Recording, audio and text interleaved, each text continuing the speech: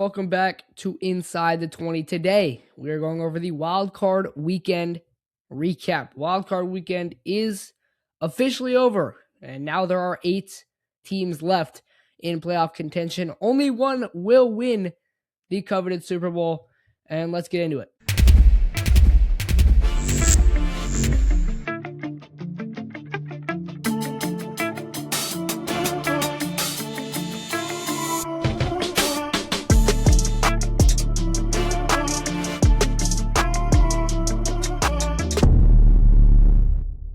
So, starting out in Chicago, probably easily the biggest topic of the wild card round is the Bears. They won on an absolutely insane comeback.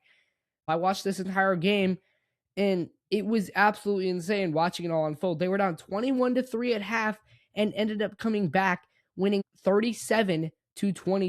Caleb Williams, dude, he's the GOAT. He had an insane second half. They had 25 points in the fourth quarter alone, and then they just had that lone field goal in the third. But it was absolutely insane what the Bears were able to do. I was doing my notes for the podcast, and I was going through this and looking at articles to see what I could find. And one of the articles I stumbled on was talking about the Bears and about how they're one of the best second half teams in the league. And I really thought about it. And I was like, yeah, that is absolutely incredibly true. And it shows right here, you're down 21-3 to not give up and to come back down 18 points, being one of 4 teams to do it. I know the Bengals did it a couple years ago, but I cannot talk about the Bears without mentioning Ben Johnson and especially Caleb Williams. But Ben Johnson, dude, I have to give credit to him. He is the GOAT. He is a top 5 coach in the league. I don't care what anyone says. Ben Johnson is top 5. And what he has done in Chicago in one season is absolutely insane and even more amazing for obviously the city of Chicago, because they've sucked for a while and they've had a lot of inconsistent play. Matt Eberflus didn't work out there, and they had a lot of failures in a lot of different aspects, and they didn't seem like they were ever going to get back to that 2018 campaign where they won the NFC North and won 12 games and then lost on the double doink. But over here, in just one season, Ben Johnson has done that and more. He's not only won them a playoff game, but they now have another home playoff game, which in my eyes, they win. Okay? And what he has done for this organization and for the reputation of the Chicago Bears is going to be going down in history for one of the most amazing things to ever happen in this organization. And it's insane that he's done it in one season. And as good as their defense has been this year, and as well as their offense, which has been very good, and obviously I give it all to Ben Johnson, I give it all to the coaching staff, and that trickles down to Caleb Williams, that trickles down to DJ Moore, Rome Odunze, all these guys, and it's been amazing, and it's been great to see, and I think that there's no reason why their January run doesn't continue, and I don't see any reason why Chicago isn't a contender for the next few years. Going to the other game, Carolina and Los Angeles, the Panthers put up a fight, but obviously they can't overcome Matthew Stafford.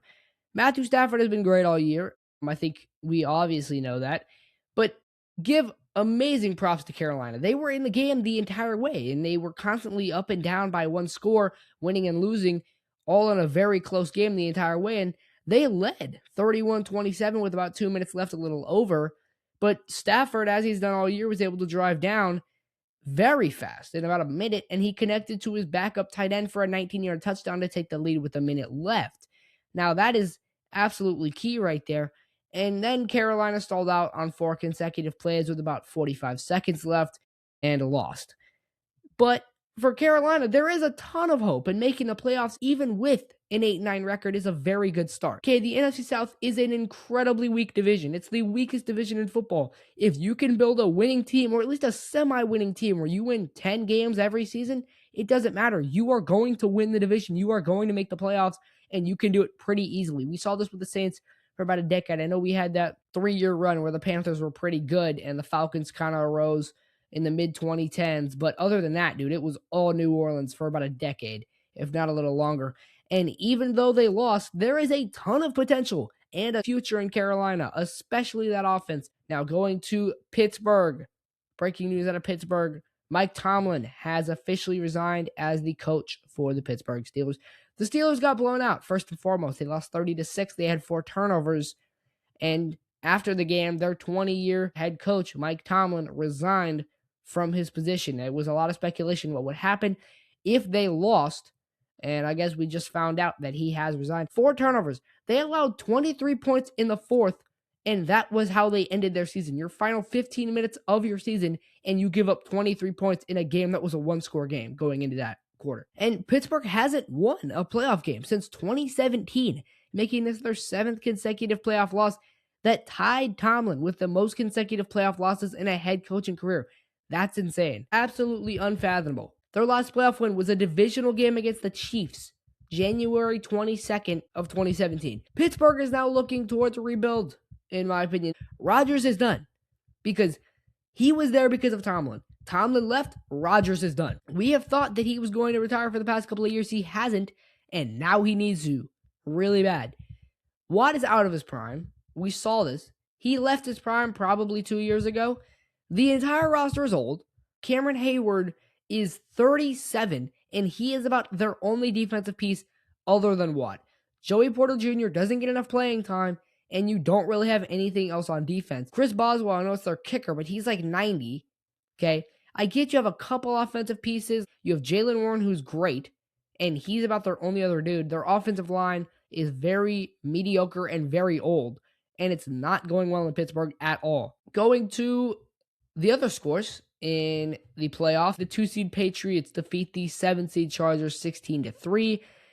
The 6-seed Bills beat the 3-seed Jaguars 27-24. The 3-seed Eagles fall to the 6-seed 49ers at home 23-19. All right, so to my predictions for the divisional round, we have the 1-seed Broncos against the 6-seed Bills. I'm taking the Bills. I like Josh Allen over Bo Nix a lot. It's going to be close, but I'm taking Buffalo. You have the 2-seed Patriots against the 5-seed Texans. We saw what Houston did, but I'm going to take New England pretty easily. 1-seed Seahawks, 6-seed 49ers. Give me the Seahawks to win it at home. Home field advantage is going to be key in a lot of these games. I'm taking Seattle.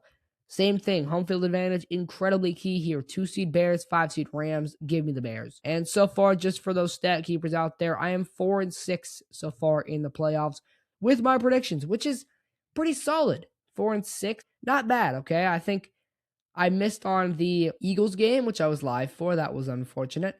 And I missed on the Steelers, which I thought was going to be a lot better, a lot closer than it was. But in the end, ended up being a pretty big blowout. Anyway, thank you all for tuning in. This has been Inside the 20. If you're new here, please like, subscribe, share, and comment. And yeah, I will see y'all in the next one. Peace.